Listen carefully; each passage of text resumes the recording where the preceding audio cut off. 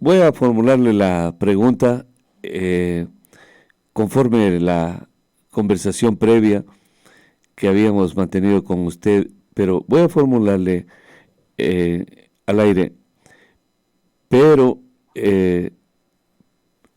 pidiendo de la manera más comedida que usted dilate la respuesta, que exponga, que sea una conferencia de lo que está viviendo el país, de esta coyuntura que está viviendo el país, de estas manifestaciones repetitivas, cansinas, a veces infructuosas.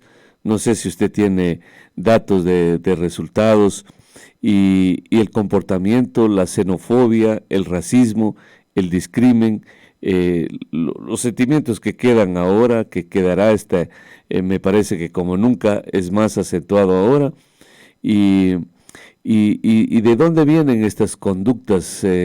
Es cierto que ahora hay una manipulación económica, hay una manipulación política.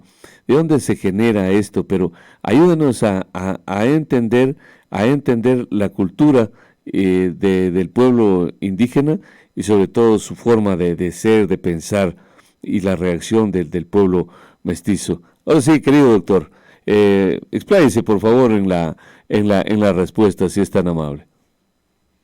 Muchas gracias.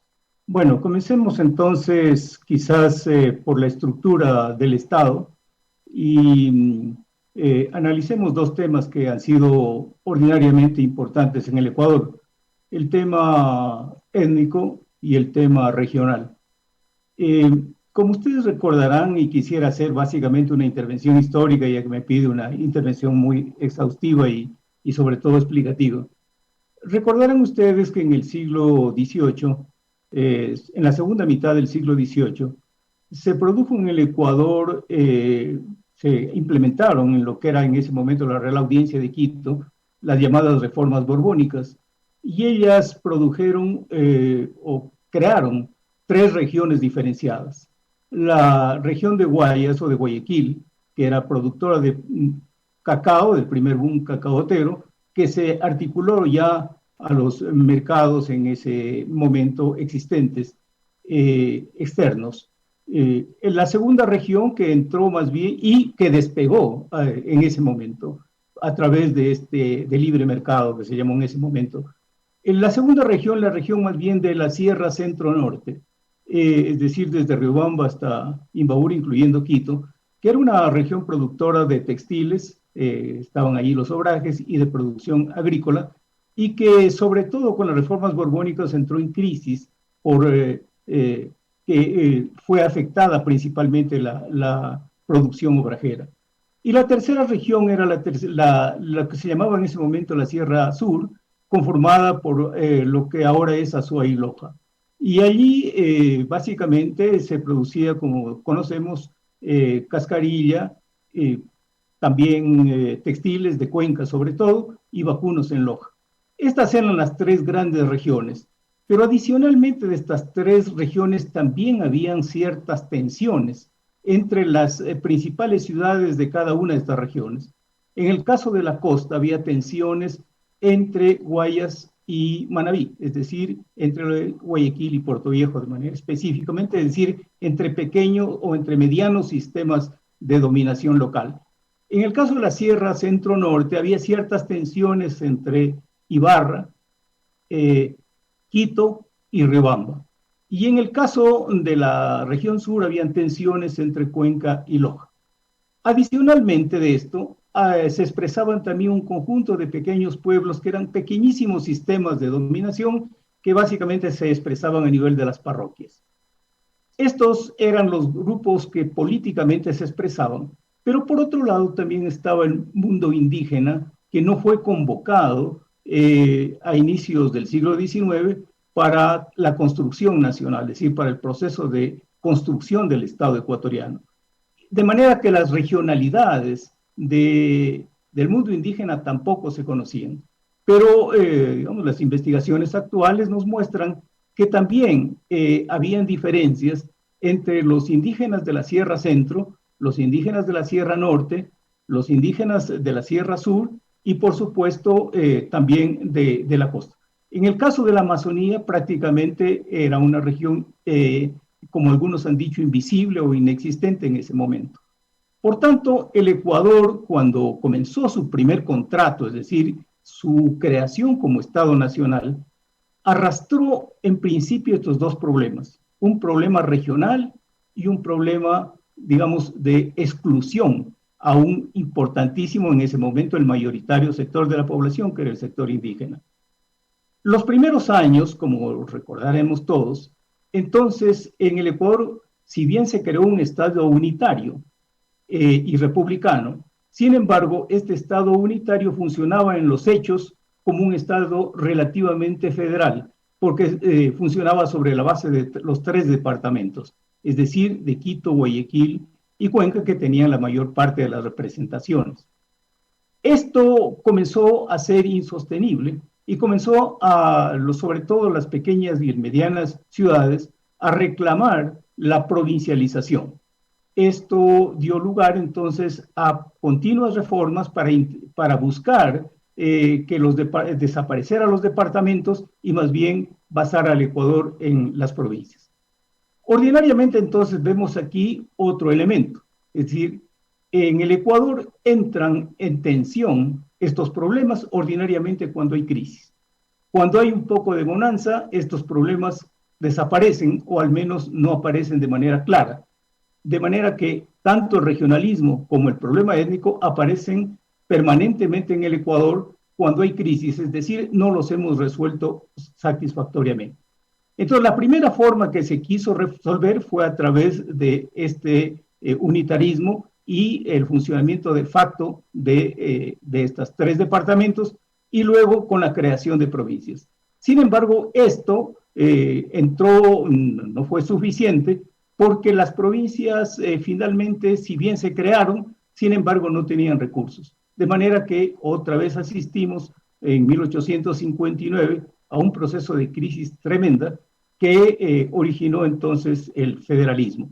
Y mira, el federalismo se originó precisamente en las ciudades, llamémosles ahora intermedias, o en las provincias intermedias, es decir, que no se sentían representadas, principalmente en Loja, también en Manabí, aunque hubo también algunas discusiones del tema en Cuenca, pero principalmente en Loja y Manabí se produjeron estos elementos digamos, la emergencia de los planteamientos por una propuesta federal. Una especie de disidencia, algo así, ¿o no? Sí, digamos que no se sentían conformes, ¿no es cierto?, en el Estado unitario, porque el Estado unitario estaba funcionando de hecho como un Estado federal, es decir, con los poderes de Quito, Cuenca y Loja, Quito, Cuenca y Guayaquil, y lo que se pensaba o lo que se planteaba es mayor autonomía de estas regiones que se consideraban postergadas. Doctor, solo como paréntesis ahí para que no pierda, no pierda ahí el hilo de la conversación. ¿Por qué la similitud de Loja a Manabí? Porque en principio, como decían antes, en la región de la costa, en el caso de la región de la costa, Guayaquil era un sistema de poder dominante al que de alguna manera se resistía el pequeño poder de Puerto Viejo, es decir, de Manabí. Y en el caso de la Sierra Sur, el representante que se llevaba toda la representación o la mayor parte de representación de la Sierra Sur era Cuenca y la élite del Ojo estaba bastante postergada. Entonces, los procesos más bien de reclamo del federalismo surgieron en estas ciudades intermedias que se sentían marginadas de este federalismo de facto que funcionaba en un estadio unitario. Por esa razón presionaron entonces por la necesidad de un ordenamiento más bien basado en provincias. Y de hecho lo que se produjo, a pesar de que la gesta federal fue muy importante en Loja, y es el único sitio donde se concretó, sin embargo ya la Constitución de 1861 reconoció entonces a las provincias y a partir de eso se consideró que se había resuelto un poco el problema regional, es decir, provincializando, reconociendo todos estos sistemas de poder local, más o menos entonces el tema regional dejó de ser un tema significativo en la vida nacional Ya no había, desde 1861, se ha rumorado de vez en cuando la necesidad de tener otro tipo de Estado, pero en general bajó de tono. Sin embargo, como vemos, todavía se mantiene y el tema del regionalismo se volvió a expresar en el tiempo de la Revolución Liberal y posteriormente se ha expresado en los últimos, incluso ahora, cuando hace algunos años, ya hace unos 30 o 40 años, cuando comenzó sobre todo a expresarse el movimiento indígena, muchos sectores de Guayaquil plantearon la necesidad de separarse. Hay un interesante trabajo de una guayaquileña que escribió un texto que se llama Singapur y el Tahuantinsuyo, precisamente para indicar que había un proyecto autonomista por parte de Guayaquil. Este proyecto autonomista se expresó luego en la Constitución del 2008 como la propuesta de crear regiones y se concibió la idea de crear regiones, pero este problema, como este planteamiento no tuvo salida. En el caso de Loja, por ejemplo, se planteó la región 7, es decir, juntar de manera transversal la Amazonía, en este caso Zamora, Loja y el Oro. Sin embargo, ni el Oro estaba interesado en juntarse con Loja, ni tampoco Zamora, que estaba más interesado en la alianza amazónica. De manera que Loja, es decir, este planteamiento que no prosperó en Loja, tampoco prosperó en las otras provincias. Es decir, el planteamiento provincial parece ser por el momento el planteamiento que de alguna manera nos permite mantener quieto al problema regional. Por tanto, yo diría que si bien este rato todavía existen varios planteamientos alrededor de regresar a un ordenamiento regional, sin embargo, este no es el problema fundamental. El problema fundamental, entonces, es el problema de la exclusión étnica. Ahora, regresando entonces al tema de los indígenas. Como dije al inicio del Estado ecuatoriano, los indígenas eran alrededor del 64% de la población, es decir, era la mayoría. Sin embargo, se consideraba que no tenían potencialidad política y por tanto fueron excluidos en la mayor parte de las negociaciones o parcialmente incluidos. Y más bien lo que se hizo es buscar entonces crear un proceso más bien de integración de los sectores urbanos del sector del mundo indígena y no tanto del sector rural que continuaron incluidos sobre todo en las haciendas, incluidos en sus comunidades, de manera que no fueron considerados sujetos políticos de negociación. Y esto se mantuvo así durante mucho tiempo. Con la Revolución Liberal lo que tuvimos más bien es el planteamiento de que el mestizaje podría ser la solución para este problema étnico. Usted mirará que toda la propuesta liberal entonces se basa en la idea de que el Ecuador finalmente sería un crisol en el que todos se identificarían con el mestizaje y que esa sería la propuesta. De manera que de un Estado básicamente basado en los criollos, que fue el del siglo XIX, para la Revolución Liberal se pensaba que el mestizaje era la propuesta. Sin embargo, no se produjo ese hecho, continuaban las exclusiones, no se creó rápidamente el mercado interno. Por ejemplo, en el caso de Loja, la vía que debía conectarnos con la costa demoró demasiado. De hecho, Loja continuaba más sus relaciones con el Perú. En el caso de Guayaquil, recién comenzó a articularse con el centro con la construcción del ferrocarril. Y en ese momento, curiosamente, ya, por ejemplo, la plutocracia guayaquileña, en el tiempo del segundo boom cacautero, es decir, desde 1870 hasta 1920, frente a las dificultades de concretar el ferrocarril, ellos planteaban la necesidad de traer los productos de fuera. Es decir, esta idea de doña Cintia de traer este rato los productos del Perú no es nuevo. Ya lo hicieron en el pasado porque consideraban que era muy difícil traspasar la cordillera. Por esa razón se recuerda entonces a Eloy Alfaro como el gran integrador del eje Quito-Guayaquil, porque por primera vez se pudo entonces vencer a la cordillera y tener esta conexión. Pero fue una conexión básicamente que unió a Guayaquil con Quito por el lado de Riobamba, mientras que quedó descolgado Cuenca, que se integró poco a poco y muy lentamente con el ferrocarril, mientras que Loja quedó fuera. De manera que nosotros recién nos integramos ya en los años 40, cuando se construyó la vía a la costa, con una vía de pésima calidad, como recordaremos, que recién se mejoró posteriormente, es decir, después de los años realmente 70, que tuvimos una vía ya de mejor calidad, con, asfaltada y con mejores posibilidades de integración.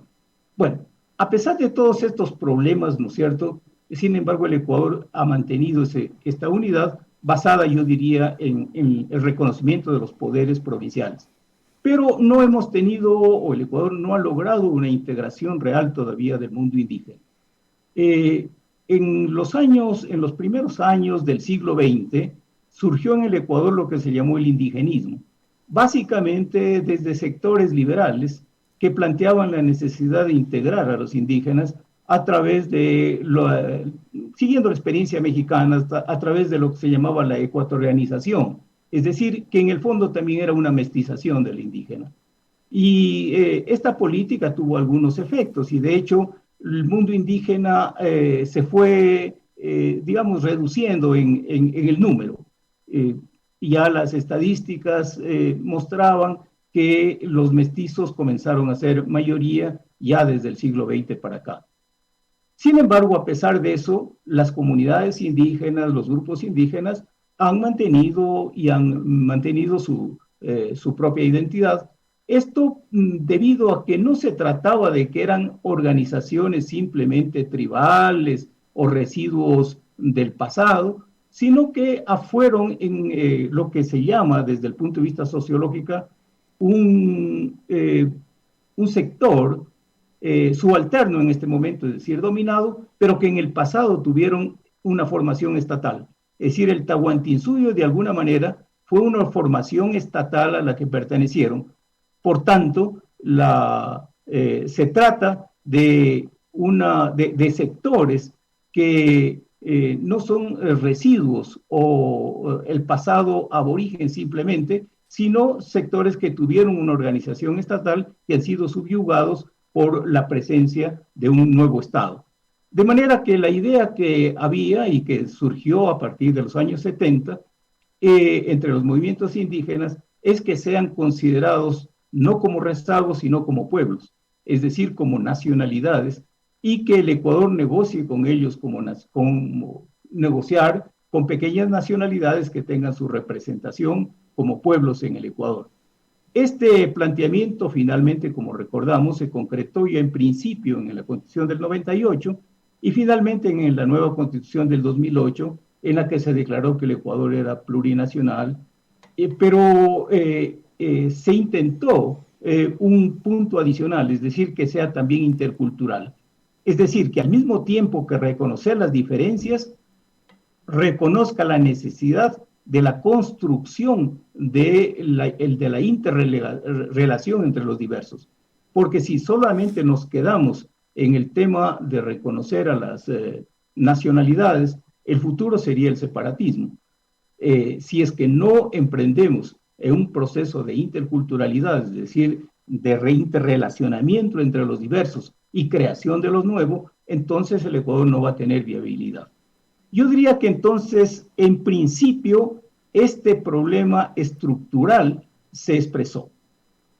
El otro problema estructural que se expresó al mismo tiempo es que los pueblos indígenas poco a poco en el proceso de dominación fueron siendo arrinconados en el mayor parte de los casos a los sectores más pobres y recónditos del Ecuador. Por esa razón, este rato básicamente, ¿no es cierto?, están en la Amazonía en general, que era considerado un sector no muy integrado, y en los páramos.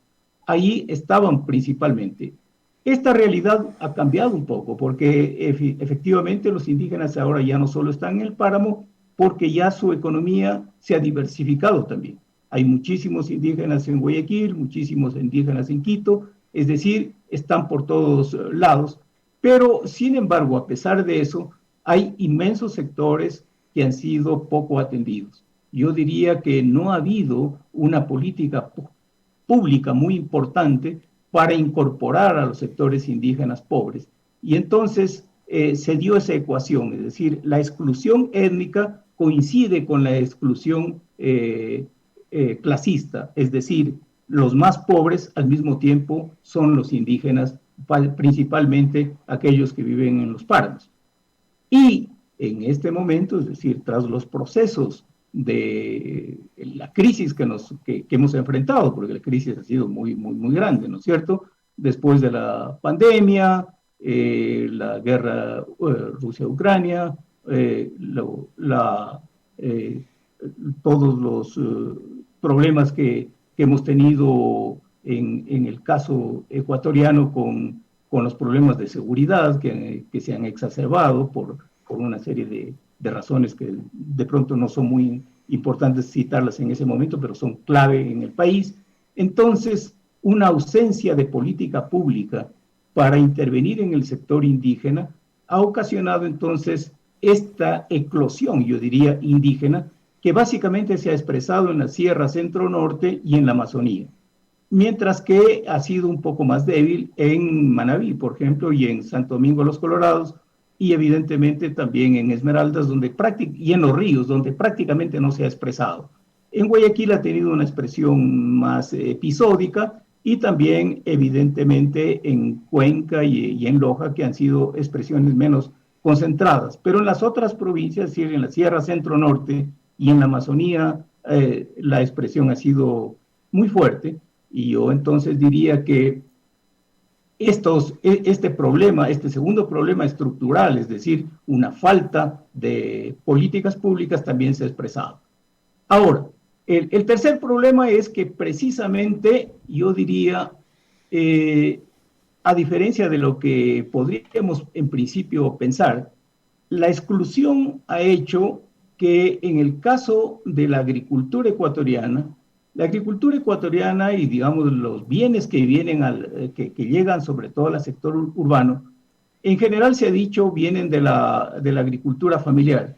En realidad eso es solo parcialmente cierto. Las investigaciones muestran que el 83% de la producción viene de la agroindustria, más que de la agricultura familiar. La agricultura familiar en realidad produce los productos perecibles, es decir, me estoy refiriendo básicamente a choclo, arveja, zanahoria, lechugas, cebollas, en fin, productos perecibles, pero no tanto los otros productos. Aquí se ha producido una enorme monopolización. Por ejemplo, Pronaca controla alrededor del 94% de la producción de carne en todo el país. De manera que este descuido ha hecho que básicamente el sector productivo del sector campesino pierda mucha importancia. Por esa razón, el sector campesino, que es numeroso, porque todavía en el Ecuador más o menos el 36% de la población sigue siendo rural, el sector campesino, para poderse expresar y poderse atender, lo que hace no tanto es paralizar su propia producción, sino básicamente paralizar el intercambio. Por eso, entonces, la paralización de las vías, el bloqueo de las vías, es el que produce el desabastecimiento, no tanto de la producción indígena que llega acá, sino de toda la producción agropecuaria que llega acá y de todos los bienes y servicios que circulan en el Ecuador. De manera que este control territorial y de las carreteras es solo posible en sitios de alta densidad indígena. Por esa razón es que la protesta se ha hecho muy evidente, sobre todo en el control de las vías, en la Sierra y Amazonía Centro-Norte. Doctor, créanme que nos queda 9 minutos para que toque el timbre de la plataforma de Zoom. Y quiero aprovechar para dos temas así de la manera más sucinta posible que usted las pueda resolver. El primero, pues, es lo que le conversábamos antes con usted, el, el sentimiento que ahora va a generar estas manifestaciones, creo que como nunca, ¿no? De animadversión al indigenismo, o sea, más discriminación, más xenofobia, más racismo. ¿Cree usted que eso va a producirse? No, es decir, yo pienso que, bueno, todavía estamos un poco en los inicios del análisis de cuáles van a ser las repercusiones, pero ya se ven algunas cosas que van a suceder. Es decir, yo creo que aquí hay muchas pérdidas que se van a producir. La una es, me parece a mí, que el racismo ha crecido en todo el país. Es decir, precisamente los movimientos estos de cerrar las carreteras, de impedir la movilización, con algunos brotes de violencia y de vandalismo, han permitido entonces una lectura de alejamiento, yo diría, del mundo indígena, del mundo mestizo. Y creo que esto nos va a pasar factura porque estamos más lejos de la interculturalidad que antes. Un segundo problema que yo veo es que otra vez han comenzado a suscitarse estas ideas de tener unas políticas duras de represión a las movilizaciones. Es decir, que la salida no se está buscando en algunos sectores una salida democrática de inclusión, sino una salida represiva, y yo creo que ese sería un problema grave. Tercero, yo creo que se necesita para resolver esta problemática una enorme inversión en el sector rural, pero si tenemos una política tan elevada de subsidios, no vamos a tener los recursos necesarios para hacerlo. Yo entonces ahí veo un punto sin salida, porque habría sido interesante otras propuestas. Por ejemplo, por ejemplo, habría sugerido más bien la creación de un fondo con estos 10 centavos o los 20 centavos que se puedan bajar Precio al de la diésel gasolina. y a la gasolina, más bien crear un fondo para una especie de plan Marshall, como algunos han dicho, es decir, de un plan muy fuerte de intervención en el sector rural para trabajar en los temas clave, es decir, el tema de riego, el tema de vías, el tema Sí. de comercialización, tecnología, créditos, que son temas clave que no han sido atendidos y que evidentemente necesitan mucha plata. Por eso yo diría que entonces eso me preocupa, es decir, que la salida inmediata ha sido una salida falsa, porque al bajar o al subir, mejor dicho, los subsidios, se baja la posibilidad de inversión social. Y muchos de estos subsidios evidentemente son cuestionables porque van a otros sectores que no los necesitan. Mejor Exacto. habría sido evidentemente una política de focalización.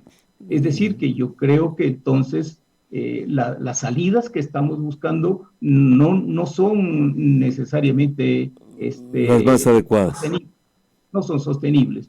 Y como usted ha Exactamente. dicho, el proceso de, digamos, esta bronca, digamos, oposición étnica, nos va a pasar factura. De hecho, ya podemos ver que esa factura ha sido inclusive muy fuerte en el propio Pachacutic. El Pachacutic es uno de los grupos este rato que está más convulsionado por dentro y probablemente va a tener fuertes discrepancias internas, incluso con la CONAIE. De Pasemos manera que yo diría que hay muchos que, si todavía estamos en el inicio de la evaluación de todo lo que vamos a vivir, pero creo que tenemos, cuatro, eh, 4 minutos, digamos, doctor. impactos muy fuertes. Doctor, 4 minutos para el tema de lo que hizo doña Cintia, de que trajo los alimentos del Perú, no es nuevo, ha dicho usted, son temas históricos, pero como que hay ya una corriente en Guayaquil, otra vez del separatismo. Puede resumirlo así rapidísimo, por favor, si eso tendrá cabida, si a lo mejor hoy no, otro día puede ser, va madurando esta idea separatista. Es posible. Mire, yo creo que en el caso del Ecuador, siempre se valoró la idea de la transversalidad, es decir, la idea muy antigua, aborigen inclusive, de tener relaciones transversales entre la sierra, la costa y la Amazonía, y en los Andes Bajos sobre todo esto era muy evidente. Lo mismo cuando se pensaba en si Guayaquil debería pertenecer o no al Perú, y en este debate entre San Martín y Bolívar, uno de los consensos que había entre Bolívar y Sucre era que Ecuador, el posible Ecuador era viable si es que mantenía la integración entre la sierra y la costa. Y creo que de alguna manera la propuesta, por ejemplo, de regionalización que se hizo en la Constitución del 2008 planteaba esta posibilidad de mantener la transversalidad. Y yo diría que esta transversalidad es necesaria, pero yo creo que en este momento tenemos otra realidad también. Cada provincia, desde su espacio, puede universalizarse. Es decir, en el caso de Loja, no necesariamente debe plantearse, creo yo, por ejemplo, el problema de su integración con el Oro y con Zamora, sino más bien buscar un proceso de globalización, es decir, o de localización, como se ha llamado, es decir, la posibilidad de encontrar productos para buscar un mercados universales y desarrollarse como provincia. En el caso de lo que usted menciona, es decir, de que aparecen permanentemente estas ideas en Guayaquil, sí, probablemente van a seguir multiplicándose, pero se necesitará un referéndum nacional para que esto se apruebe. Pero no sería descabellado, en cambio, buscar, digamos, desarrollar un poco más de autonomías provinciales, creo yo, como salida para que los distintos provincias produzcan sobre todo más ingresos propios. Este Etcétera. rato los ingresos de cada provincia y sobre todo los municipios son muy bajos. Son menores al Querido 10%. doctor, solo lo interrumpo para podernos despedir porque si no va a ser abrupta la pérdida de la señal. Un fuerte abrazo. Nos quedamos pendientes para una próxima entrevista por el tema justamente de la soberanía alimentaria. Es una cosa fenomenal. En Loja no hay huevos, por ejemplo. No hay muchísimos productos que bien los pudiéramos tener con todos estos prodigiosos climas que hay en la provincia. Entonces, un abrazo grande, querido doctor, un fuerte abrazo y quedo muy agradecido por esta clase que nos ha dado esta mañana. Muchas gracias. Y de igual manera, creo que hay que discutir lo de Loja para ver si es que podemos elevar la autonomía de Loja desde el lado productivo.